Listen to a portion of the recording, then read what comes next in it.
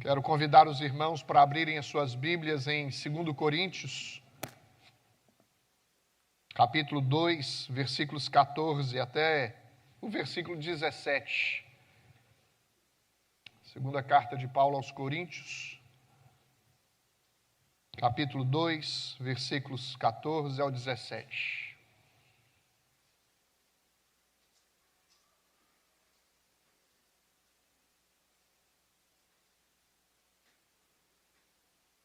Hoje nós tivemos a eleição de oficiais, foram eleitos 5 diáconos, 5 presbíteros, 7 diáconos, e eles tomaram posse no dia 6 de junho, no dia que estaremos celebrando 10 anos de igreja organizada, comemorando o aniversário da igreja no dia 6. E nós louvamos a Deus porque tudo transcorreu bem na eleição, e nós louvamos a Deus por isso.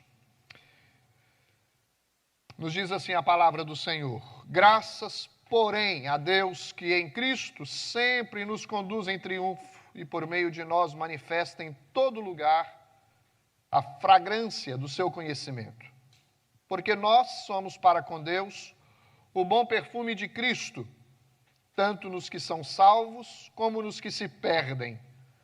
Para com estes, cheiro de morte para a morte, para com aqueles, aroma de vida para a vida. Quem, porém, é suficiente para essas coisas? Porque nós não estamos, como tantos outros, mercadejando a palavra de Deus. Antes, em Cristo é que falamos na presença de Deus, com sinceridade e da parte do próprio Deus. Quero compartilhar com os irmãos hoje sobre o triunfo da igreja. É muito comum nós acompanharmos a história da igreja e observarmos, vez por outra, momentos em que a igreja está vivendo um êxtase, uma expressão extraordinária, um avivamento, um momento de mover, de ação, de transformação de muita gente, um agir especial de Deus no meio da igreja. Outros momentos parece que a igreja se esfria, diminui, se enfraquece. E aí nós ficamos, às vezes, questionando quão triunfante é a igreja, quão vitoriosa é a igreja. E eu quero compartilhar com vocês nesta noite o fato de que, independentemente das circunstâncias, dos resultados, do que acontece no decorrer da história, sempre, sempre, sempre a igreja será triunfante. A igreja é vitoriosa. A igreja está debaixo dos cuidados do Senhor. Nós olhamos a vida do apóstolo Paulo, que escreveu aos Coríntios esta segunda carta, em tom de defesa do seu ministério, porque ele tinha acusadores de que, por ele ser um apóstolo, não podia passar pelos sofrimentos que passava. E nós conhecemos a história do apóstolo Paulo. Uma história de sofrimento no decorrer de todo o seu ministério. Escreveu as várias cartas que nós conhecemos, plantou as várias igrejas que nós conhecemos, foi um instrumento de Deus, alcançado pelo Senhor, apóstolo, sendo feito apóstolo segundo a intervenção de Jesus na vida dele, mas passou por sofrimento. Ele tinha a intenção de ir para Troade, de encontrar ali Tito, de desenvolver um ministério profícuo ali naquele lugar. Ele vai para Troade e ele não encontra então Tito e ele resolve ir para Macedônia. Ele desiste então de Troade, ele chega na Macedônia e encontra opositores e mais opositores. E aí talvez ele podia pensar: olha, o meu ministério não vai avante, o meu ministério não é um ministério que está sendo bem sucedido, o meu ministério é um ministério de dificuldades, eu sou um derrotado. Como muitos às vezes pensam, muitos líderes, muitas igrejas, somos derrotados, porque as coisas não estão acontecendo segundo eu gostaria que acontecesse. Mas dentro deste contexto, o apóstolo Paulo escreve aos Coríntios e no verso 14 ele começa dizendo: graças, porém. E esta palavra porém aí, ela é muito significativa. Porque ele não mede o sucesso do seu ministério, o triunfo do seu ministério, o triunfo da igreja, segundo a sua avaliação. Ele mede descansando no controle, no poder e na soberania de Deus em fazer com que tudo converja para a sua glória. Não importa o resultado, se a igreja está bem ou está mal, a igreja será sempre uma igreja triunfante. Ah, meus irmãos, eu almejo um momento especial na vida de Emanuel. Eu almejo um avivamento vindo dos céus, um avivamento vindo do alto, pessoas cada vez mais envolvidas, alegria do Espírito Santo sendo derramado no coração de cada irmão, nós adorando ao Senhor em espírito e em verdade, cumprindo com a nossa missão, evangelizando, trabalhando eficazmente com alegria no coração. E devemos fazer sempre isto e deixar o resultado por conta de Deus. Nós sabemos que há muitos pregadores e pastores fiéis ao Senhor na pregação da palavra do Senhor que têm igrejas pequenas. Como nós vemos também muitos falsos profetas que têm igrejas grandes. Nós precisamos olhar para as Escrituras e nos moldar segundo o que Deus projetou para a igreja e entender o caráter e a dinâmica da obra da igreja enquanto ela permanece neste mundo. Eu quero destacar com vocês 3 coisas neste texto que mostra o comportamento de alguém que reconhece que é vitorioso em Cristo Jesus, que é triunfante. Uma igreja triunfante precisa reconhecer em primeiro lugar a gratidão, ter em primeiro lugar gratidão a Deus. Por todo o ministério que desenvolve, por toda a obra que realiza, por tudo que Deus faz no meio da igreja. Em segundo lugar, nós vamos ver que a igreja que é chamada por Deus para ser um povo de propriedade exclusiva, tem uma missão, tem uma obra a ser realizada e ele precisa então, além de gratidão, ter responsabilidade. E em terceiro lugar, precisa ser alguém que realiza o seu ministério com fidelidade. Então, em primeiro lugar, o verso de número 1 diz: graças, porém, a Deus que em Cristo sempre, não é só algumas vezes não, sempre nos conduz em triunfo. Deus abençoou Paulo e a obra de Paulo, o ministério de Paulo nas igrejas da região de Damasco, por onde ele passou, por onde ele plantou igreja, independentemente se havia opositores ou não, sofrimento ou não, prisão ou não, ele reconhecia o seu ministério como um ministério bem-sucedido. E a igreja precisa reconhecer isso. Veja que ele diz: sempre nos conduz em triunfo por meio de nós, manifestando em todo lugar a fragrância do seu conhecimento. Sempre a igreja será uma igreja triunfante se ela está em Cristo Jesus. E aqui, triunfante no sentido de ser bem-sucedida, porque a vitória de Cristo é a vitória da igreja. Nós costumamos dizer que enquanto a igreja está neste mundo, ela é militante, será triunfante na glória. Estou falando do ponto de vista ministerial. A igreja alcançará os seus objetivos, os seus ideais, os seus propósitos, enquanto estiver neste mundo, porque quando nela estiverem manifestados os propósitos de Deus. Ah, meus irmãos, nós olhamos para este texto, e o texto, Paulo usa uma ilustração muito clara neste versículo de número 14, porque ele diz: sempre nos conduz em triunfo. E triunfo aqui era uma ideia que ele, obviamente, elencou do contexto em que ele estava presente, para que todos pudessem entendê-los, os romanos, os judeus, os gentios, todos que estavam acompanhando o ministério do apóstolo Paulo, que entendiam as vitórias militares dos romanos e quando os generais entravam nas cidades triunfantemente. E atrás deles estava um grupo, obviamente, que estava celebrando a vitória do exército militar, mas também estava o número daqueles que eram cativos, dos inimigos que foram presos e estavam caminhando para a morte. Há uma figura elencada aqui neste contexto que representa muito bem a ideia da igreja. A igreja segue aquele que é vitorioso, Cristo Jesus. Não é uma questão de possibilidade de vencer, é uma posição encontrada em Cristo Jesus. A igreja é vitoriosa.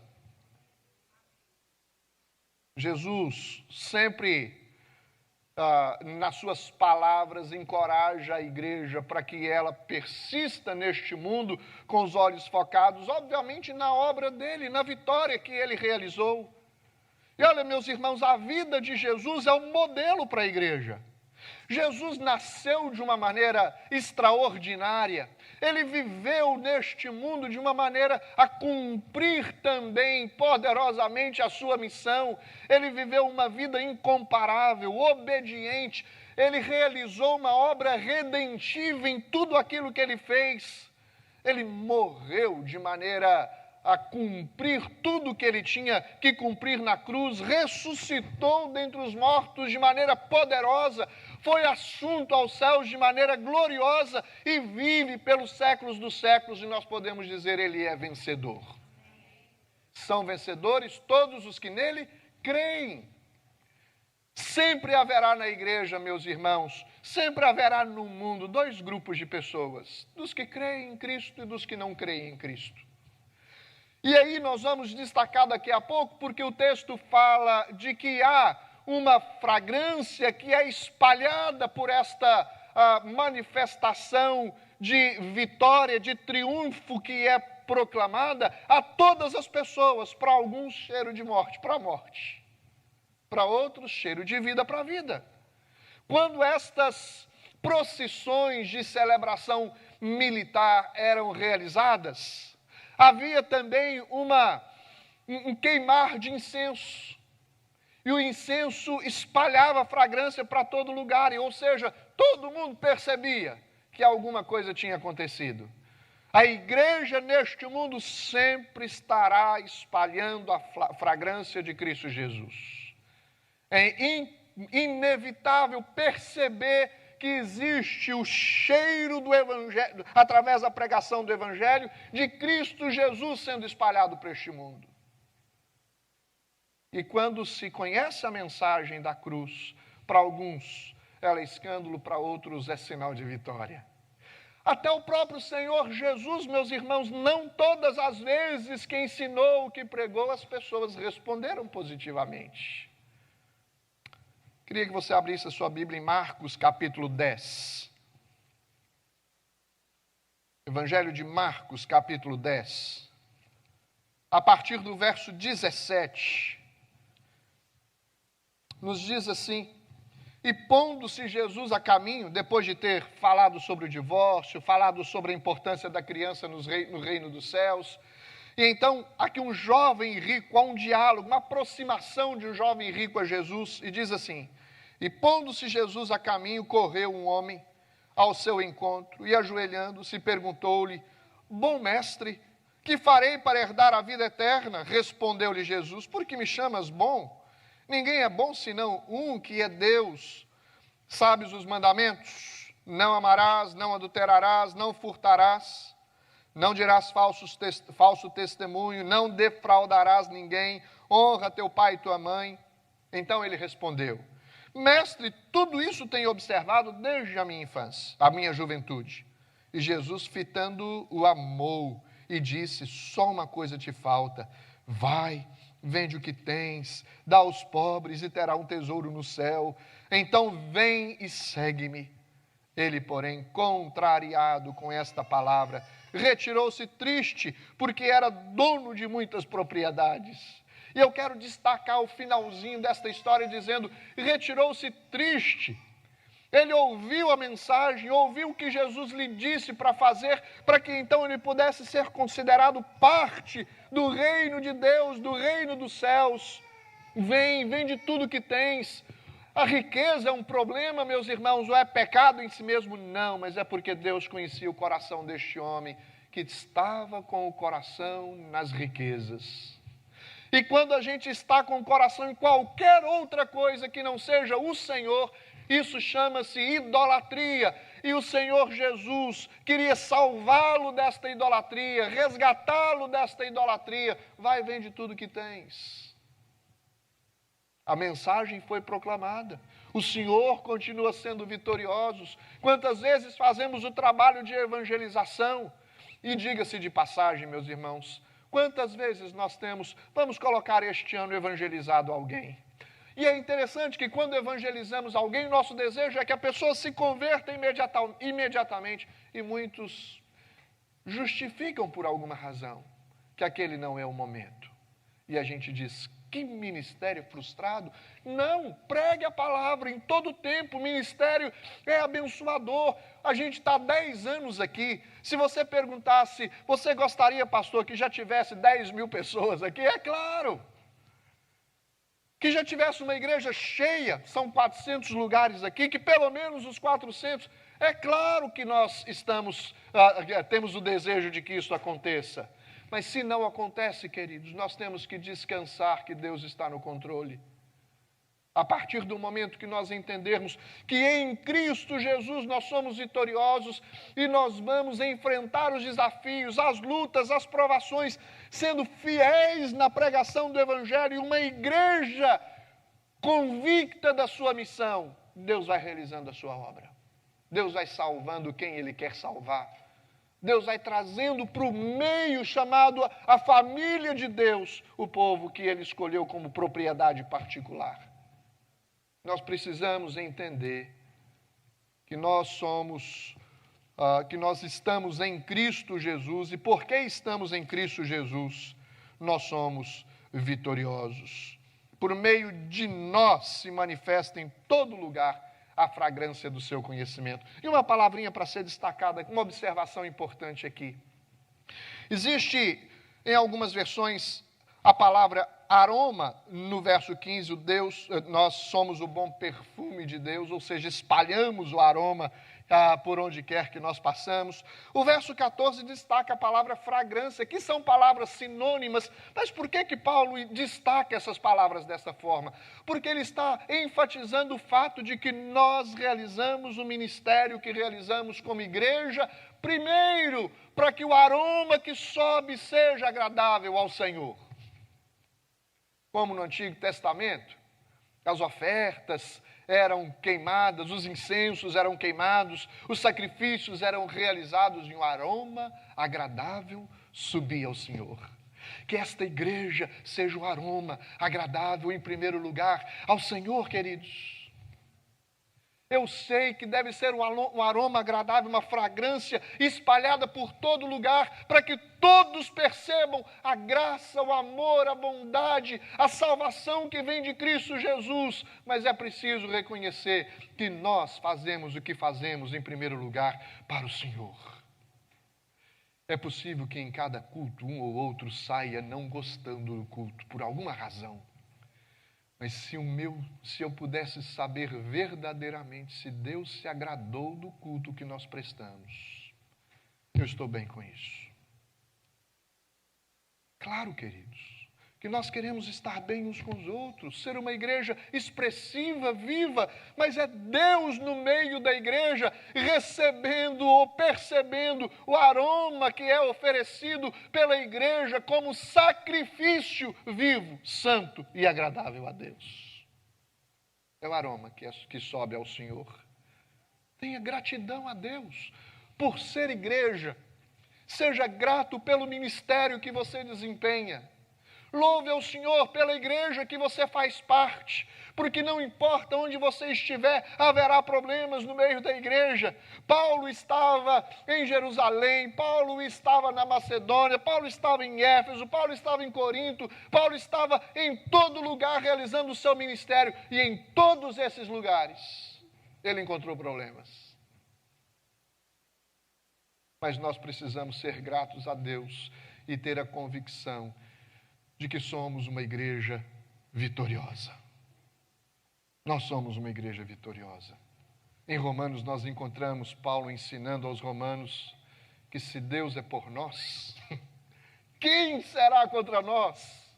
O que pode nos deter? O que pode nos impedir? O que pode tirar do nosso coração esta convicção de fé de que a nossa vida pertence ao Senhor? Nada. Absolutamente nada. É o Senhor, meus irmãos. A Bíblia diz também em Romanos de que nós somos mais que vencedores. Olha a intensidade que o apóstolo Paulo coloca na vitória da igreja. Não somos apenas vencedores, somos mais que vencedores. por meio de Jesus Cristo. Por isso, seja grato. Seja grato ao Senhor, Igreja Emanuel, porque o Senhor tem chamado você, salvou você, o Senhor uniu você a uma família, um corpo. Nós somos igreja. Louve a Deus, porque no século XXI, no meio de tanta pluralidade religiosa, tanta confusão, Deus nos faz continuando crer nas suas verdades, nas verdades da sua palavra. Nós somos vitoriosos, amém, igreja? Por sermos uma igreja vitoriosa, nós temos responsabilidades intransferíveis, responsabilidades que devemos cumprir. Olha só o verso de número 15. Porque nós somos para com Deus o bom perfume de Cristo, tanto nos que são salvos como nos que se perdem. Para com este cheiro de morte para a morte, para com aqueles aroma de vida para a vida. E aqui há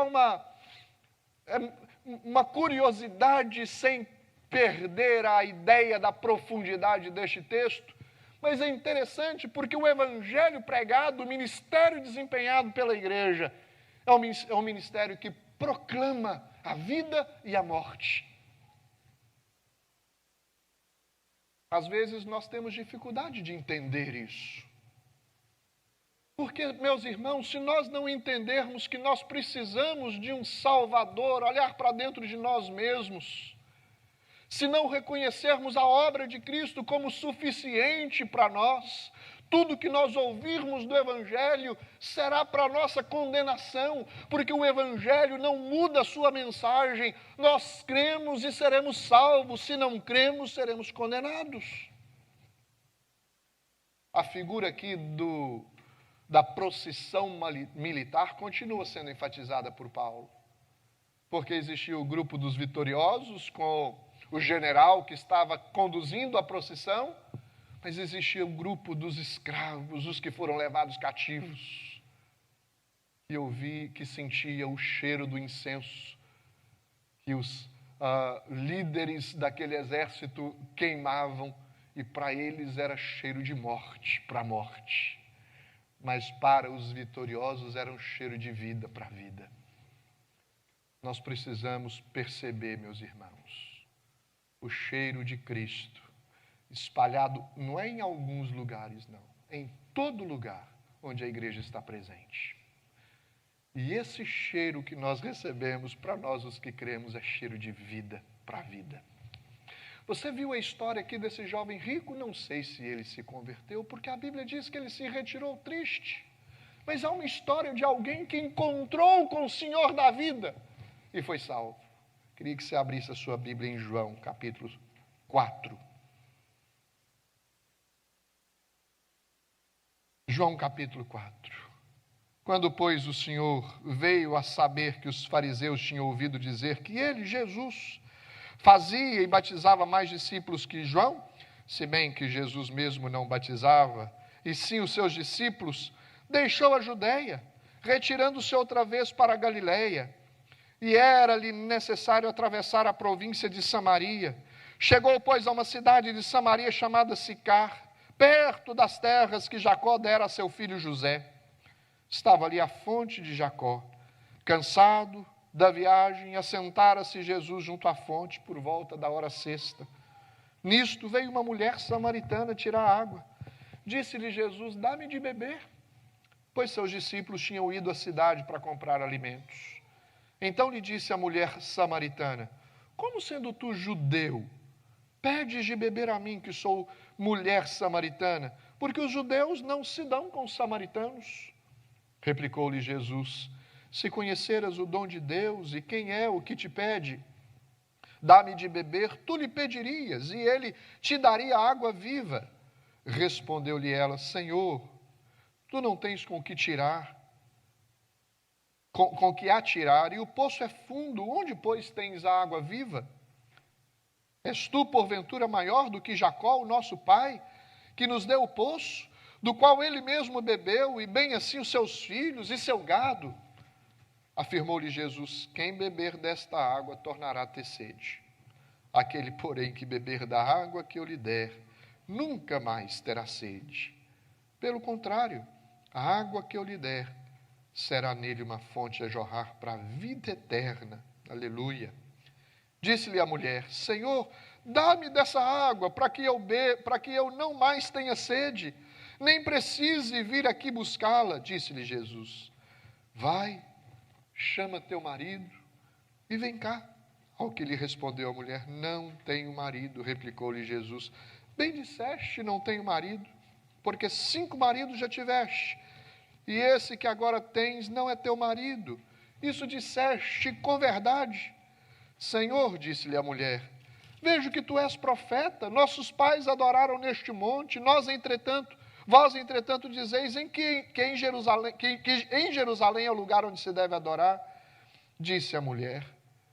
Disse-lhe Jesus: Mulher, podes crer-me que a hora vem, que nem neste monte, nem em Jerusalém adorareis o Pai.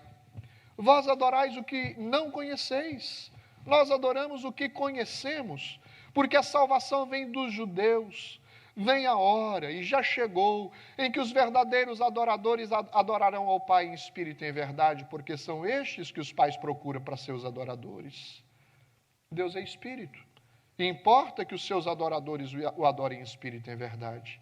Eu sei, respondeu a mulher, que há de vir o Messias, chamado Cristo. Quando ele vier, nos anunciará todas as coisas. E disse-lhe Jesus: Eu sou, eu que falo contigo.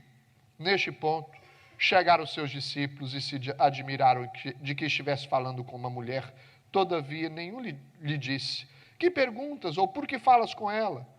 Quando a mulher deixou o seu cântaro, foi à cidade e disse àqueles homens: Vinde comigo e veja um homem que me disse tudo quanto tenho feito. Será este, porventura, o Cristo? Saíram, pois, da cidade e vieram ter com eles. Neste encontro, esta mulher foi salva por Jesus. Jesus foi até ela, iniciou a conversação, ele informou a respeito de si mesmo, ele falou ao coração daquela mulher que tinha dúvida, que tinha problemas, que estava alienada, que era subjugada por um sistema, por uma cultura da época que a colocava à parte, e Jesus vai até ela e a encontra, e a salva, e a redime, e dá a ela a água da vida. Quando nós olhamos, meus irmãos, para esta passagem de 2 Coríntios, capítulo 2, nós observamos quão importante nós anunciarmos as verdades de Deus com responsabilidade, onde nós estivermos. É Deus nos usando para levar a palavra ao coração daqueles que estão aflitos, que estão perdidos, que estão quebrados e que precisam de transformação e de conversão e de vida junto com Deus, vida proveniente do próprio Deus. E aí eu quero destacar um fato aqui. A gente está vivendo um tempo de pandemia e dá-se a impressão para muitos de nós que nós queremos dar um tempo, depois a gente volta ao ministério que a gente estava realizando. E deixamos de perceber que não importa onde nós estamos, nós temos que perguntar: Senhor, o que é que o Senhor quer fazer de mim aqui onde estou, no tempo em que estou, nesse momento em que estou, diante das pessoas, diante de quem estou? Dentro da sua casa, meu querido, você é o bom perfume de Cristo. No seu trabalho, você deve ser o bom perfume de Cristo. Você deve espalhar a fragrância do conhecimento de Deus. E é interessante porque a palavra conhecimento aqui não é um conhecimento intelectual. Não é você provar que você é sábio intelectualmente. Mas é você demonstrar que através de uma intimidade com o Senhor, uma vida profunda com o Senhor, uma vida de consagração ao Senhor, o cristianismo que nós estamos vivendo é um cristianismo que se revela, que se manifesta na vida, no cotidiano. Onde você está? Com quem você tem convivido? Você tem espalhado a fragrância do conhecimento do Senhor? Ainda que esta fragrância seja cheia de vida para os vivos e de morte para os mortos, mas o seu ministério sendo executado, sendo realizado eficazmente. Às vezes nós temos a impressão de que ministério é um termo que se aplica apenas àqueles que são ordenados para um ofício na igreja, mas é uma função de cada um de nós individualmente. É a igreja realizando o seu ministério, proclamando a palavra do Senhor, o evangelho do Senhor, por onde passa, em todo o tempo. E nunca reclamando, mas sendo grato, como o apóstolo Paulo foi. Nós podemos destacar nesta passagem, meus irmãos, que uma igreja triunfante é uma igreja grata ao Senhor. É uma igreja responsável no desempenho do seu ministério. E é uma igreja fiel. Fiel na pregação da palavra. Fiel na entrega da mensagem. Fiel em dizer o que Deus quer que diz e não o que as pessoas querem que a igreja diga. Olha que o texto diz uma palavra extremamente contemporânea para nós, escrita há tantos anos atrás. Nós não estamos como muitos outros mercadejando a palavra de Deus. Nós não pregamos, meus irmãos, para ter benefícios em troca da pregação.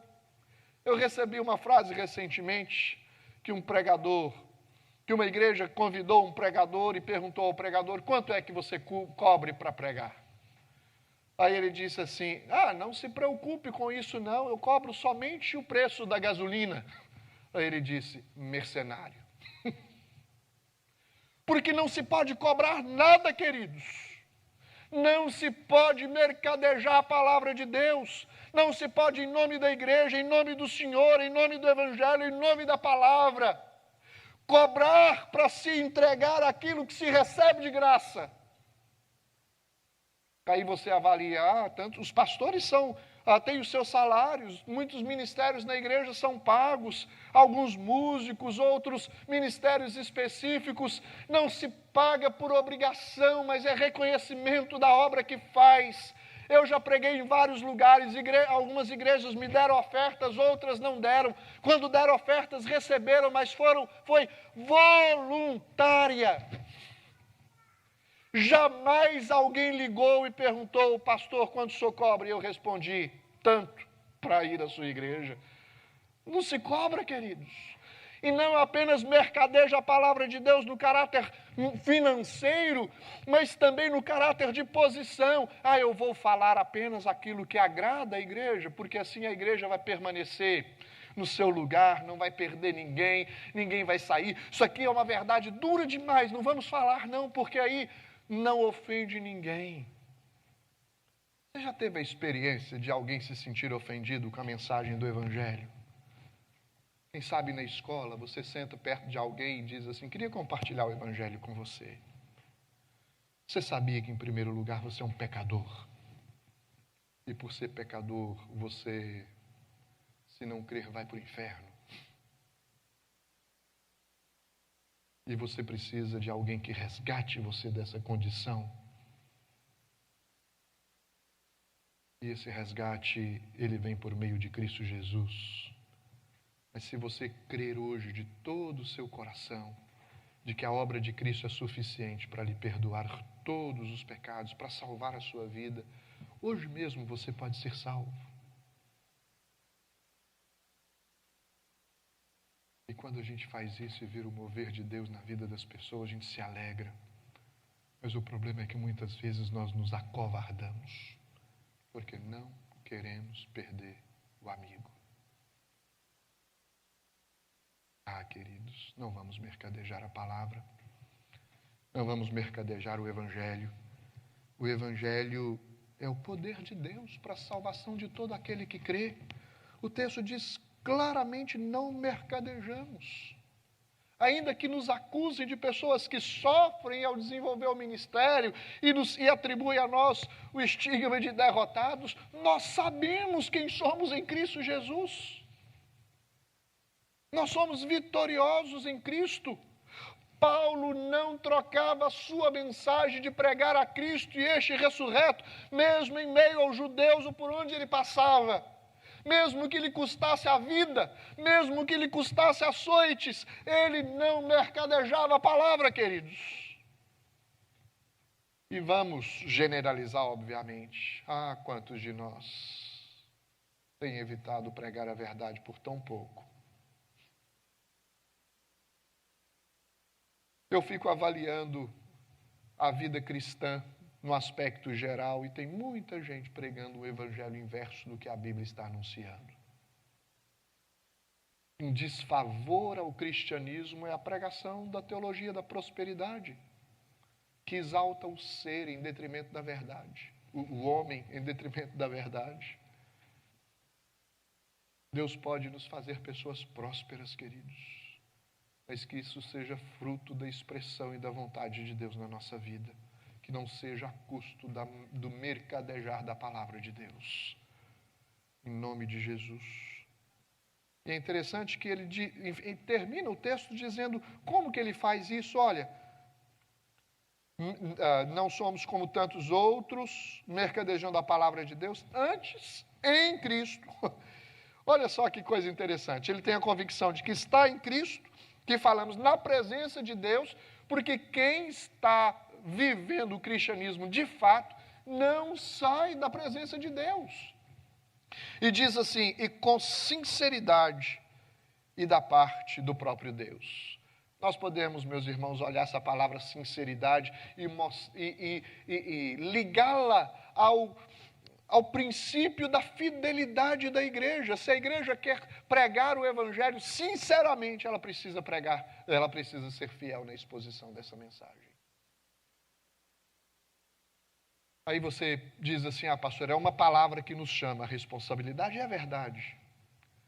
Mas eu queria que você saísse daqui hoje triunfante, cheio de alegria, porque é uma responsabilidade dada a você, como vinda do Deus Criador. O Senhor, Criador deste universo, chama esta igreja, chama cada um de vocês para ser um povo especial, um povo de propriedade exclusiva do Senhor, um povo amado pelo Senhor, um povo que é conduzido pelo Senhor, que é instrumento nas mãos do Senhor para pregar com fidelidade a palavra, para ser uma igreja de fato neste mundo tão perdido onde nós nos encontramos. É um privilégio que haja no seu coração esta gratidão por saber que você sabe, apesar da redundância aqui, em quem você tem crido. É no Senhor. Que haja gratidão no seu coração por saber da sua responsabilidade, o que é que você prega, a quem é que você prega. E que haja no seu coração gratidão por fazer parte de uma igreja que tem procurado ser fiel naquilo que Deus lhe confiou. Que o Senhor nos sustente. E eu quero encerrar enfatizando a última frase do verso 16, porque diz assim, quem porém é suficiente para essas coisas? Para tudo isso, apesar de toda essa dificuldade, apesar dos desafios de ser uma igreja vitoriosa neste mundo onde nós estamos, quem é suficiente para isso? Para viver uma vida convicta das vitórias em Cristo, apesar de todos os sofrimentos vividos. Quem é suficiente para isso? Para ser responsável no cumprimento da pregação desta mensagem, mesmo que ela anuncie vida e morte ao mesmo tempo. Quem é suficiente para isso? Para ser fiel na pregação desta mensagem. Talvez nós poderíamos ouvir Paulo dizendo, nós, igreja, nós somos porque somos capacitados por Deus, alcançados por Deus. Olha no capítulo 3 de 2 Coríntios, os versos 4 até o verso 6, o que nos diz. É por intermédio de Cristo que temos tal confiança em Deus. Não que por nós mesmos sejamos capazes de pensar alguma coisa, como se partisse de nós. Pelo contrário, a nossa suficiência vem de Deus, o qual nos habilitou para sermos ministros de uma nova aliança, não da letra, mas do Espírito, porque a letra mata, mas o Espírito vivifica. Aleluia! Irmãos, somos vencedores em Cristo, queridos. Vamos viver assim, viver como uma igreja vitoriosa. Deus nos sustenta, nos preserva, nos dá o conhecimento da verdade. para que nós a usemos com responsabilidade, proclamando a toda criatura que Jesus salva. E a Ele seja a glória, que esse perfume que exala através de nós, glorifique o Senhor e atrai as pessoas a se converterem dos seus caminhos e a crerem em Cristo Jesus. Amém? Então fique em pé e vamos orar ao Senhor. Senhor nosso Deus, nós não podemos sondar os corações aqui, mas o Senhor sabe.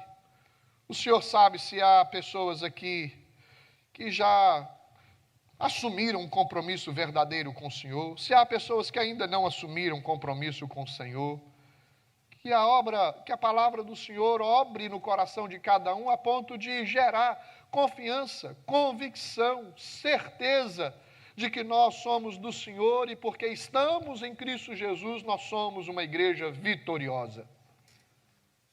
Vitoriosa é verdade na perspectiva da Tua palavra, Senhor. Às vezes o mundo classifica a vitória diferente do que o Senhor classifica e nós preferimos aquilo que o Senhor diz a respeito da nossa vitória. Senhor, nós queremos te agradecer porque, ainda que haja sofrimento no decorrer deste mundo, no decorrer da nossa jornada neste mundo, nossos olhos estão no Senhor e nós sabemos exatamente onde nós passaremos a eternidade. E nós te agradecemos por isso, Senhor. Porque nós não somos dos que retrocedem, mas dos que avançam proclamando o Teu Evangelho e faça verdadeiramente de nós pessoas que exalem o bom perfume de Cristo, por onde quer que passe. Sejamos uma igreja triunfante, para a glória do Teu nome. Em nome de Jesus. Amém.